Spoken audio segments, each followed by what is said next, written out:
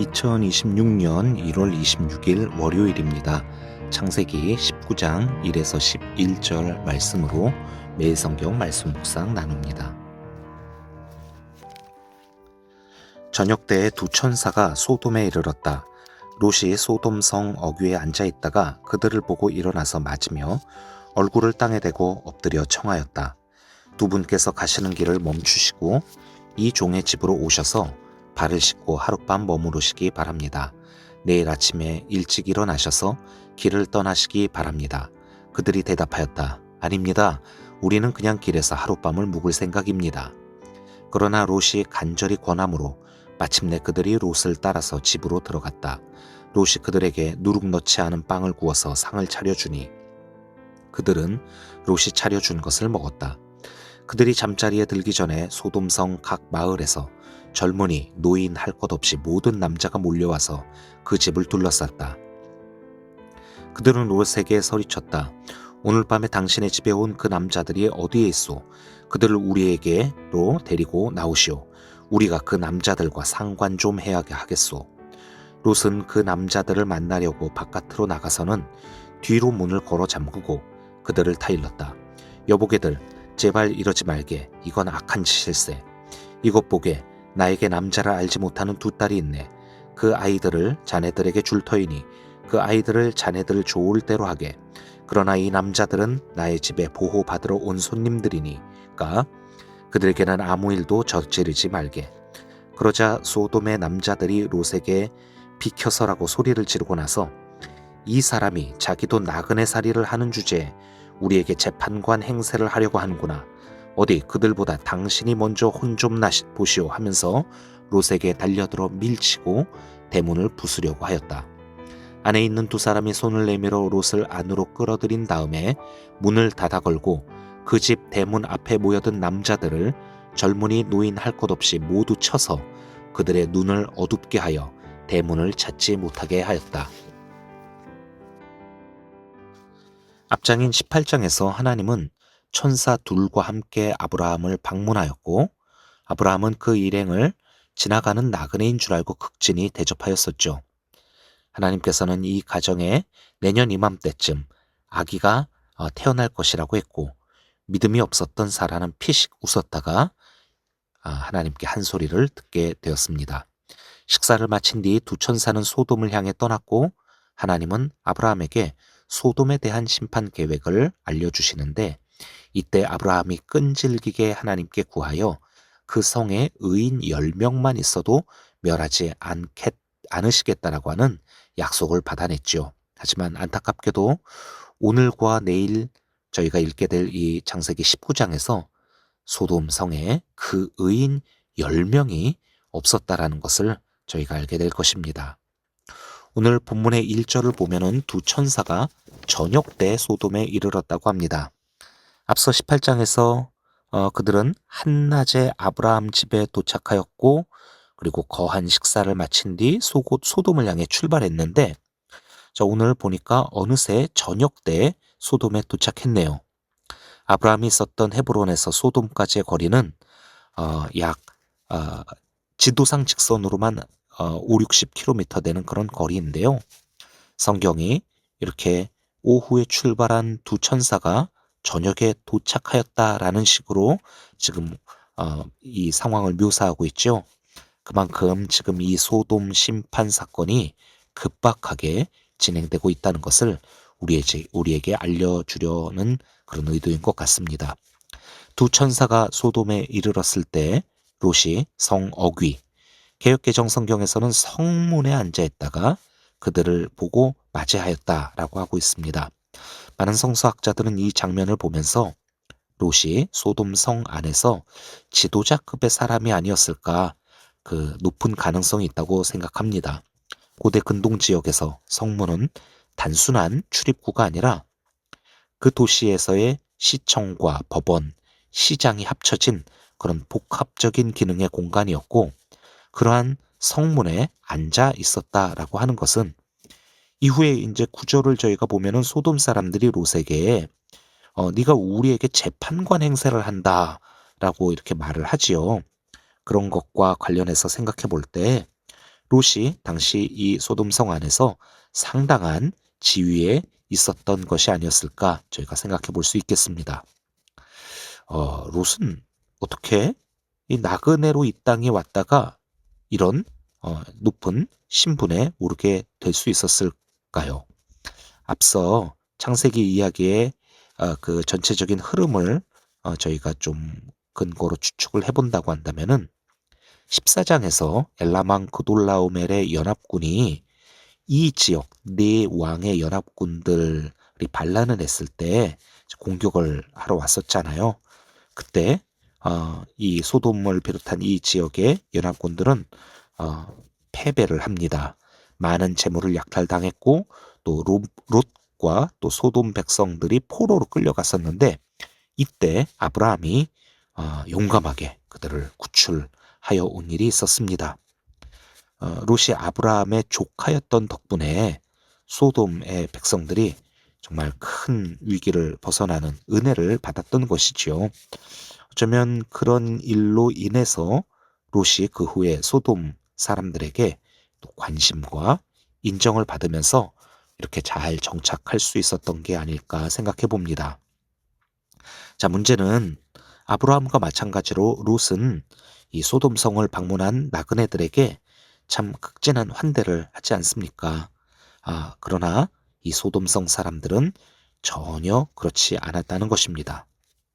롯이 그들을 보자마자 얼굴을 땅에 대고 엎드려 인사하며 자신의 집에 하룻밤 머물러십시오라고 이렇게 간곡히 청해서 그들을 이 집으로 데려왔는데 소돔성 사람들은 젊은이, 노인 할 것 없이 수많은 남자들이 롯의 집으로 몰려옵니다. 그리고 이 나그네들을 자기들에게 넘기라고 롯에게 행패를 부렸지요. 롯이 말합니다. 19절 하반절인데요. 그들을 어, 우리에게로 데리고 나오시오. 우리가 그 남자들과 상관 좀 해야겠소. 라고 이 소돔성 사람들이 얘기를 하는데 여기서 롯에게 얘기하는데 소돔 사람들이 여기서 상관을 하겠다라고 하는 이 말, 상관을 하다. 이 히브리어 원어로는 야다라는 말입니다. 이것은 기본적으로 지식적, 경험적, 관계적 의미로서 이제 알다라고 하는 그런 의미과 함께 또 성관계를 뜻하는 그런 단어이기도 하지요.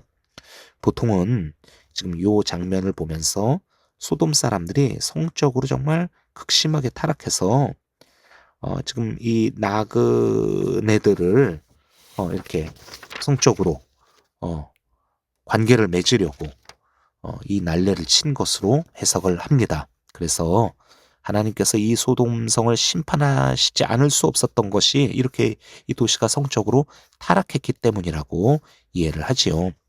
그런데 또 이 장면을 이렇게도 생각해 볼 수 있지 않을까 생각합니다. 지금 이들이 단순히 외지인들과 자기들이 추구하는 그런 성적인 즐거움을 취하려는 그런 욕망 때문에만 이러는 게 아니라 야다라는 말이 기본적으로 알다라고 하는 의미라고 말씀드렸잖아요. 그러니까 예, 이들은 이제 성적으로 폭행을 하는 거죠.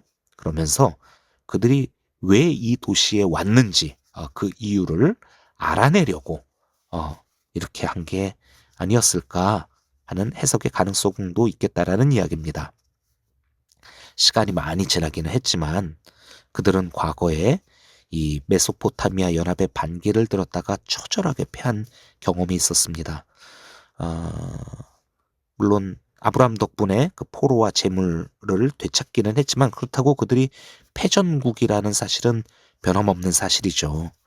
그러한 쓰라린 기억과 그 이후로 외부 세계에 대한 두려움과 반감을 아주 깊게 가지게 되면서 아주 폐쇄적이고 외부인에 대하여 경계하는 그런 문화가 생겨나지 않았을까 생각해 봅니다.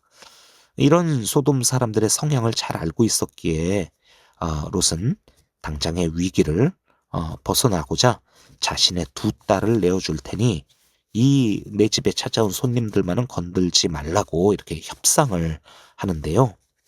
자, 이 모습도 이들을 보호하려고 하는 이 롯의 선한 의도는 알겠지만 그리고 또 이미 이 두 딸들이 소돔성의 남자들과 약혼을 한 상황이었어요. 그러니까 여기 모여 있는 사람들도 또 롯의 신분도 그렇고 그 사실을 알았겠지요. 그러니까 내가 이렇게 딸들을 내놓는다고 하더라 해서 또 이들이 자신의 딸들을 어떻게 하지는 못할 것이다라고 하는 그런 거를 계산하면서 한 말이었을 수도 있을지 모르겠어요. 그러나 어쨌든 그럼에도 불구하고 딸들을 앞에 두고 아버지가 이런 말을 한다는 건 이건 정말 가족으로서 선을 넘어도 한참 넘은 것이라 하겠습니다. 소돔에 오래 살면서 롯도 변한 것이었을까요? 목적을 위해 수단과 방법을 가리지 않는 사람으로 말입니다. 롯이 딸들을 이렇게 목적이 아닌 수단으로 대하니 우리가 이후에 보겠지만 딸들도 아버지를 철저하게 자신들의 수단으로 대하게 된 게 아니었을까 생각합니다.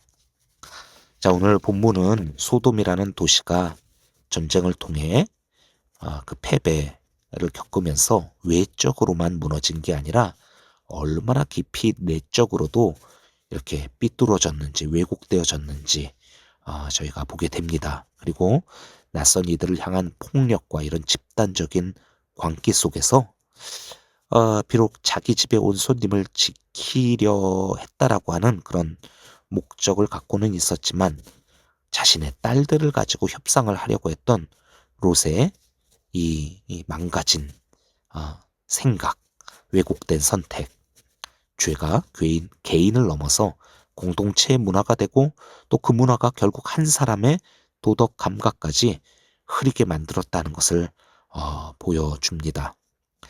우리가 지금 살고 있는 이 세상도 마찬가지 아니겠습니까? 이 시대의 정치적인, 외교적인, 사회적인 여러 세태들 속에서 힘의 논리, 타협의 습관, 사람을 목적이 아닌 수단으로 여기고 그렇게 또 대하는 그런 사고방식들. 어느새 우리들도 그리고 또 우리의 자녀들도 이런 세상과 또 그 문화 속에서 살아가면서 우리들의 언어와 판단 속에 이러한 모습들이 스며들고 있지는 않은지 저희가 좀 오늘 이 말씀을 보면서 우리 스스로를 돌아보았으면 좋겠습니다. 오늘 본문을 다시 한번 마음으로 기억하고 또 묵상하면서 함께 기도하겠습니다. 주님, 세상의 분위기에 저희의 하나님께서 주신 이 마음의 형상과 또 하나님의 가치, 우리의 생각에 이 모습들이 무감각해지지 않게 하여 주시옵소서. 죄로 분별하는 영적인 감각을 회복하게 하여 주시옵소서. 살아가면서 하나님 저희들이 여러 위기와 어려움들을 맞을 때가 많습니다. 저희들의 마음은 선한 목적을 또 바라보지만은 또 그러한 저희들의 마음들이 실제로 무언가를 선택할 때, 결정을 할 때 잘못된 수단을 취하지 않게 하여 주시옵소서. 그리고 두렵고 또 떨리지만 하나님께서 주시는 담대함으로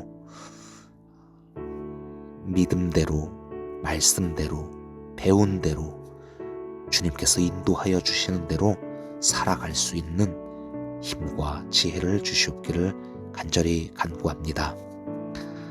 우리 가정과 또 공동체가 낯선 이들에게 마음을 열고 환대하며 또 약한 자를 보호하시는 하나님의 그 마음과 뜻, 그 성품을 드러내는 저희 모두가 되게 하여 주시옵소서.